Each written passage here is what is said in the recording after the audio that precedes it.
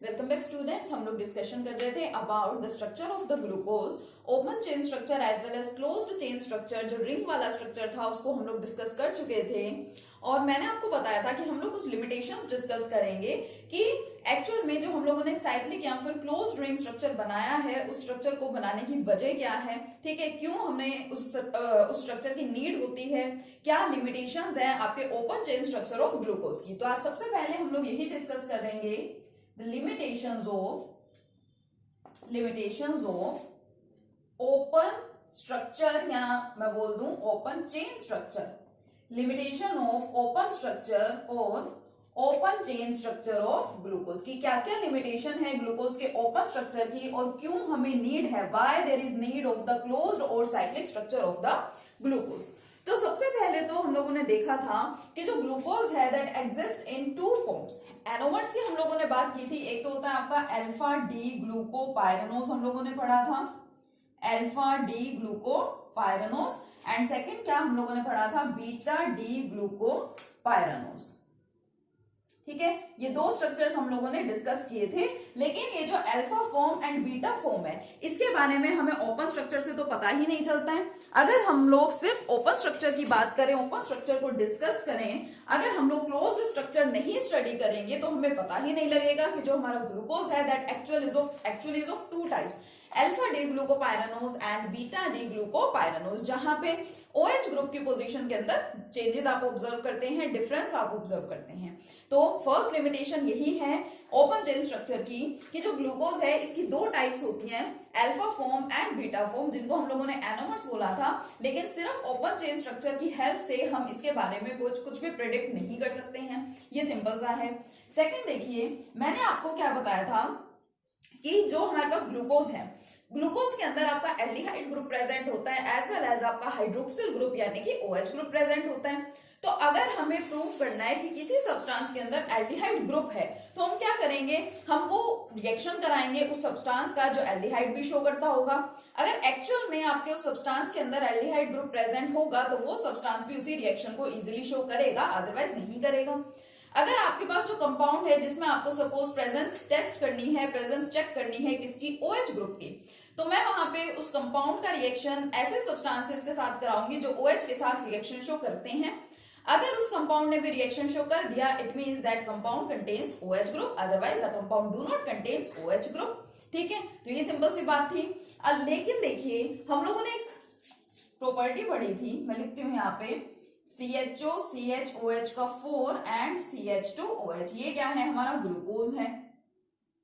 ठीक है, ग्लूकोज का रिएक्शन हम लोगों ने करवाया था किसके साथ, एसिटिक एनहाइड्राइड के साथ। And what is your acetic anhydride, it is CH3CO का होल ट्वाइस O, ये है आपका एसिटिक एनहाइड्राइड। इसका रिएक्शन जब हम लोग ग्लूकोज के साथ कराते हैं तो क्या किसकी फॉर्मेशन हुई थी, ये आपका CHO group as it is CHO CO CH3 and इसका 4 और साथ ही में CHO CO CH3, इसकी फॉर्मेशन हुई थी। ग्लूकोज के एनहाइड्राइड की यहाँ पे फॉर्मेशन हो गई थी। ठीक है, यस, एक सेकेंड, CH2O था। ठीक है, CH2O, ओके, इस सब्सटेंस की यहाँ पे फॉर्मेशन हो गई थी। बट यहाँ पे देखिए एल्डिहाइड ग्रुप अभी भी प्रेजेंट है। अगर यहाँ पे एल्डिहाइड ग्रुप प्रेजेंट है और अगर मैं इसका फर्दर रिएक्शन कराना चाहूंगी किसके साथ, हाइड्रोक्सिल अमीन के साथ, तो रिएक्शन होना चाहिए, बट एक्चुअल में यहाँ पे कोई भी रिएक्शन नहीं होता।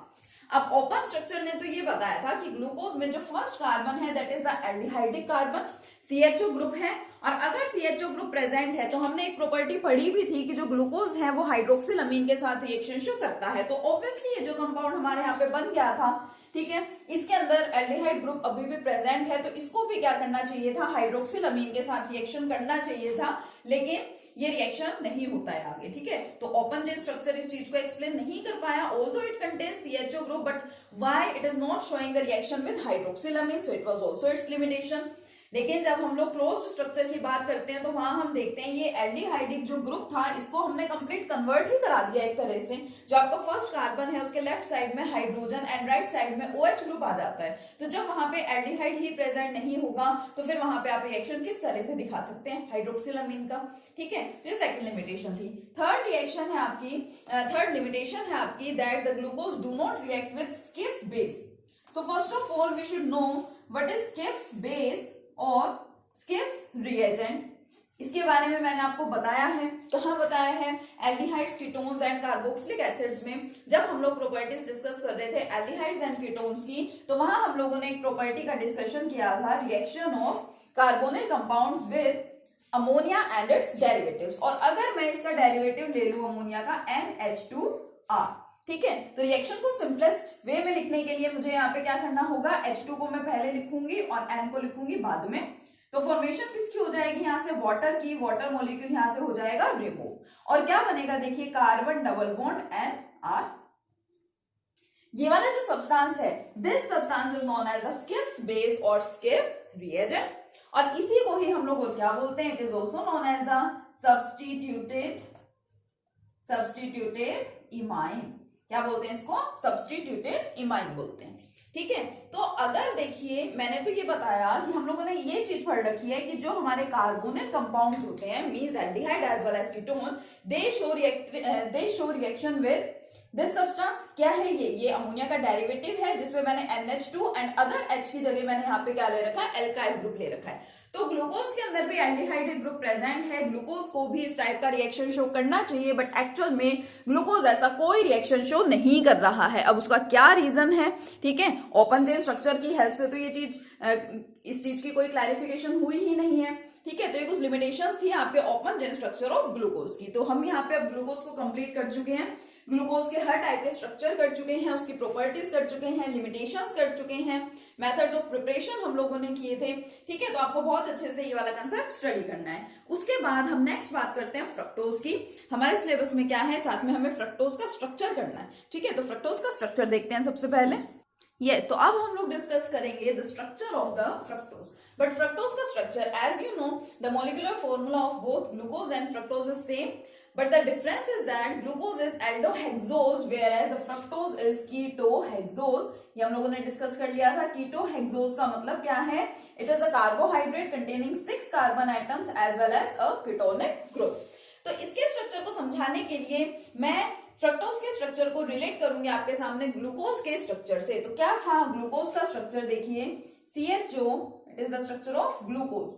CHO था first carbon, second, third, fourth, fifth and sixth. Sixth पे क्या था, CH2OH था, यहाँ पे HOH, OH, H, again HOH and HOH. It is the structure of the glucose. Now the main difference between the structure of glucose and fructose is that in glucose there exists an aldehyde group, but in fructose it is the ketonic group. देखिए इसका मतलब क्या हमारे mind में आ रहा है कि aldehyde की जगह हम यहाँ पे कौन सा ग्रुप लगा देंगे, कीटोनिक ग्रुप लगा देंगे, CO ग्रुप लगा देंगे। लेकिन आपने पढ़ रखा है कि जो कीटोनिक ग्रुप है वो कभी भी आपको टर्मिनल पोजीशंस पे नहीं मिलता, वो हमेशा कहीं ना कहीं बीच में प्रेजेंट होगा। ना आपको जस्ट स्टार्टिंग में यहाँ पे कार्बोनिल कीटोनिक ग्रुप मिलेगा, ना आपको यहाँ पे कीटोनिक ग्रुप मिलेगा। तो कीटोनिक ग्रुप जो है वो हमेशा कहीं ना कहीं बीच में ही प्रेजेंट होगा। तो देखिए फ्रक्टोज में भी कार्बन आइटम तो 6 ही हैं, 1 2 3 4 5 एंड 6। जिस तरह से ग्लूकोज में लास्ट में CH2OH आ रहा है, इसी तरह से यहाँ पे भी CH2OH ही प्रेजेंट होता है। बट याद रखने का क्या तरीका है, लास्ट वाला भी ऐसा, मतलब CH2OH ग्रुप है, और जो फर्स्ट है वो भी ऐसा ही होता है, CH2OH। First carbon and second carbon के साथ जिस तरह से जो ग्रुप्स अटैच्ड है वो फ्रक्टोज के केस में क्या होते हैं, सेम होते हैं। Second thing, it contains ketonic group, तो सेकंड कार्बन पे होता है CO, और उसको रिप्रेजेंट कैसे कर देते हैं, C डबल बॉन्ड O लगा करके, कि बॉन्ड भी वहां पे दिखा दिया जाता है, ठीक है। क्योंकि इस ओपन स्ट्रक्चर से भी हम लोग साइक्लिक स्ट्रक्चर को डिस्कस करेंगे, तो उसके लिए डबल बॉन्ड के बारे में हमें पता होना चाहिए, तो C डबल बॉन्ड O। उसके बाद ये third, fourth and fifth carbon, first second carbon तो हो चुका, now third, fourth and fifth, ये इन कार्बन के साथ जहां जहां जो से ग्रुप अटैच्ड है, these are same as that of the glucose. Glucose का थर्ड कार्बन देखिए, रहा third, fourth and fifth, as it is उठा करके यहाँ पे रख दीजिए, OH, H सेम है बिल्कुल, next HOH and HOH। Now this is the structure of the fructose। कितना सिंपल है देखिए, क्योंकि एल्डिहाइड ग्रुप यहाँ पे रिप्लेस किससे हो रहा है, कीटोनिक ग्रुप से। कीटोनिक ग्रुप कभी भी टर्मिनल्स पे नहीं आता है, जस्ट इधर ऊपर या जस्ट नीचे ये ग्रुप प्रेजेंट नहीं होता है कभी भी, तो इसलिए ये सेकंड वाले पे आएगा। फर्स्ट और लास्ट आपके यहाँ पे सेम है CH2OH। अभी आपका third, fourth and fifth carbon यहाँ पे जैसे जैसे जिस तरीके से ग्रुप्स अरेंज हैं वो कैसे अरेंज्ड है, same as in the case of glucose. जैसे ग्लूकोज में है आपका third, fourth and fifth carbon, same वैसे ही कार्बन है आपका फ्रक्टोज में third, fourth and fifth carbon. Okay, so this structure is the open chain structure of the fructose. अब ऐसे ही इस स्ट्रक्चर को हमें क्या करना है, साइक्लिक स्ट्रक्चर में कन्वर्ट करना है, और सेम वही प्रोसीजर हमें फॉलो करना है जो हमने ग्लूकोज के केस में फॉलो किया था। देखिए, oxygen is more electronegative, so it attracts the electrons towards itself. उसकी वजह से कार्बन पे आया था पॉजिटिव चार्ज, ऑक्सीजन पे आया था negative charge. And from experimental studies ये पता लगाया गया है कि जो सेकंड लास्ट कार्बन का ऑक्सीजन है, यही ऑक्सीजन क्या करता है, इस कार्बन की डेफिशिएंसी को दूर करने के लिए अपने इलेक्ट्रॉन्स प्रोवाइड करता है। हाइड्रोजन पॉजिटिव है, O क्या है, नेगेटिव है, तो ये इसके साथ कंबाइन हो जाता है और O नेगेटिव को कन्वर्ट किसके अंदर कर देता है, OH ग्रुप के अंदर, हाइड्रोक्सिल ग्रुप के अंदर। ठीक है, तो देखिए स्ट्रक्चर कन्वर्ट किस तरह से होएगा, कैसे हम इसको मेंशन करेंगे। फर्स्ट कार्बन आपका as it is CH2OH। Now what about the second carbon.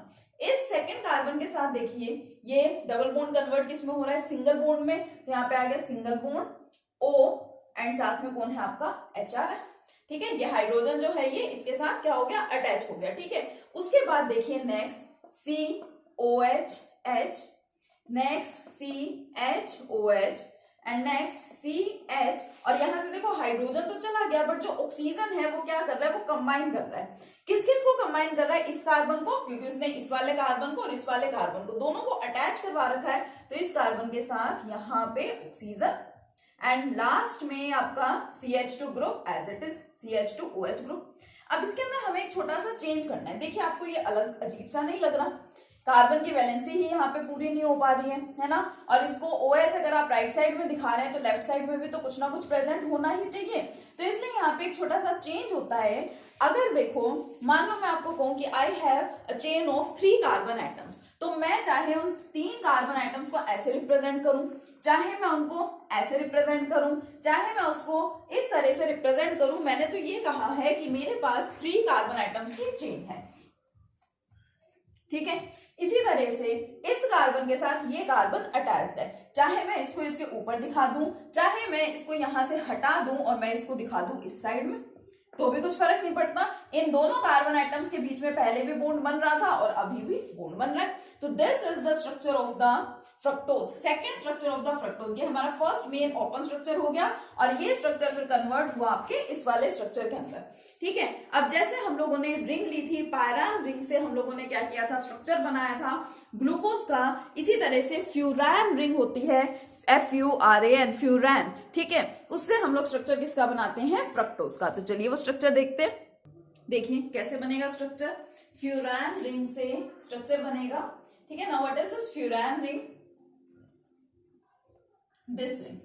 ठीक है, यहाँ पे प्रेजेंट है आपका ऑक्सीजन एटम और यहाँ पे होते हैं डबल बॉन्ड्स। इस रिंग की फॉर्म में ही आप क्या करेंगे, इसके स्ट्रक्चर को बनाएंगे। कैसे बनाया जाता है स्ट्रक्चर, देखिए ये आपका ऑक्सीजन इस तरह से, ठीक है, थोड़ा सा बड़ा बना लेंगे, ये आपका first carbon, second carbon, third carbon and fourth carbon. अब आप देखेंगे यहां तो आपको स्ट्रेट चेन में 1 2 3 4 एंड 5 कार्बन दिख रहे हैं। जैसे हम IUPAC से नॉमेनक्लेचर करते हैं कि लॉन्गेस्ट चेन को ही प्रेफरेंस दी जाती है, तो यहाँ प्रेफरेंस हम इसी चेन को दे रहे हैं। It consist of 5 carbon atoms, तो आप कहेंगे यहाँ पे तो 5 कार्बन एटम्स है, ठीक है, और इधर तो सिर्फ 4 ही आ रहे हैं, तो फिफ्थ कार्बन एटम के साथ ये वाला जो कार्बन प्रेजेंट है तो ऊपर अटैच्ड हो जाता है, जैसे हमने ग्लूकोज के केस में किया था, सेम वही केस है। देखो अब फिर वही बात, अगर इस स्ट्रक्चर को आपको रीड करना है तो आप इसको कैसे पढ़ेंगे, CH2OH OH OH H, it mean सबसे पहले यहाँ पे जो आपका फर्स्ट कार्बन है इधर ऊपर मुझे क्या दिखाना है, CH2OH and after that OH। इस केस में क्या है आपका OH H, फिर H OH। यहां तक हम लोग लिख चुके हैं, सिर्फ 2 ग्रुप्स बाकी हैं यहाँ पे, हाइड्रोजन एंड CH2OH। और रूल क्या कहता है कि जो बड़ा वाला ग्रुप है वो रह जाता है ऊपर, CH2OH and H। Now this form is known as the alpha form. ठीक है, क्या है ये आपकी अल्फा फॉर्म है। देखिए मैं कल आपको ग्लूकोज के साथ बता रही थी कि पॉजिटिव मेंशन करते हैं हम लोग ग्लूकोज के साथ, एंड फ्रक्टोज के साथ हम लोग मेंशन क्या करते हैं, नेगेटिव। एक्चुअल में स्टार्टिंग में जो capital D and capital L को dextro rotatory and levo rotatory माना जाता था, ठीक है। एक्चुअल में ये capital D and capital L dextro rotatory and levo rotatory के लिए नहीं होते हैं। लेटर ऑन ये पता चला कि dextro rotatory and levo rotatory जो है उनको small d and small l से रिप्रेजेंट किया जाता है, और साथ ही में या फिर हम डेक्स्ट्रो रोटेटरी को पॉजिटिव से और लीवो रोटेटरी को नेगेटिव से भी क्या कर सकते हैं, रिप्रेजेंट कर सकते हैं। But this capital D and capital L, these do not mean that they are dextro-rotatory or levo-rotatory। तो ये D एंड L किसको रिप्रेजेंट करते हैं ये भी आपको भी बताएंगे, ठीक है। बट अभी आप क्या ध्यान रखेंगे कि positive comes for dextro rotatory and negative comes from levo rotatory. और मैंने आपको स्टार्टिंग में बताया था कि ग्लूकोज कैसा होता है, glucose is dextro rotatory whereas our fructose is levo rotatory. It means fructose को आपको रिप्रेजेंट किससे करना पड़ेगा, नेगेटिव साइन से। तो ये वाला जो स्ट्रक्चर है इसको क्या बोला जाता है, it is known as alpha D negative fructofuranose. Substance का नाम ध्यान रखेंगे कैसे लिखा जाता है इसको, अल्फा डी, इस डी का मतलब कुछ और है, negative stands for levo rotatory and fructo, why, because it is structure of fructose and furan ring से ये बना है तो फ्यूरेनोज। ये अल्फा फॉर्म हो गई। और बीटा फॉर्म में आपको पता है कि जो फर्स्ट कार्बन एटम है सिर्फ वहीं पे ही एक छोटा सा चेंज आपको दिखाना होता है, ठीक है। तो मैं यहाँ पे स्ट्रक्चर बना रही हूँ बीटा फॉर्म का भी, तो अल्फा एंड बीटा आइसोमर्स हो गए, ये भी एनोमर्स हो गए हैं। ये आपके पास आ गए carbon atoms, first carbon, second, third and fourth. क्या करेंगे, OH को ऊपर लिखेंगे एंड CH2OH को लिखेंगे नीचे, ठीक है। बाकी आपके carbon atoms as it is थे, OH, H, HOH and CH2OH, H। Now it is known as the beta D negative, ठीक है, बीटा फॉर्म होगी बीटा डी नेगेटिव फ्रक्टोफ्यूरेनोज, ठीक है। तो ये आपके पास यहाँ पे कंप्लीट हो गया है स्ट्रक्चर ऑफ फ्रक्टोज, ठीक है। Capital D and capital L क्या है इसको भी हम लोग डिस्कस करेंगे अभी, बट उससे पहले देखिए ग्लूकोज हमारा कंप्लीट हो गया है। फ्रक्टोज का हमारे सिलेबस में क्या होता है, हमें फ्रक्टोज के स्ट्रक्चर्स को पढ़ना होता है, हर टाइप के स्ट्रक्चर को, जो कि हम लोग डिस्कस कर चुके हैं। और इस बार हमारे सिलेबस से ओलिगोसेक्राइड्स एंड पॉलीसेक्राइड्स हटा दिए गए हैं, तो यहां तक हमारे मोनोसेक्राइड्स क्या हो गए, कंप्लीट हो गए, ठीक है। नेक्स्ट लेक्चर में हम लोग स्टार्ट करेंगे प्रोटीन्स को, ठीक है। बट उससे पहले हम लोग ये capital D and capital L क्या है इसको भी डिस्कस करेंगे, ओके। तब तक के लिए कीप लर्निंग, थैंक यू।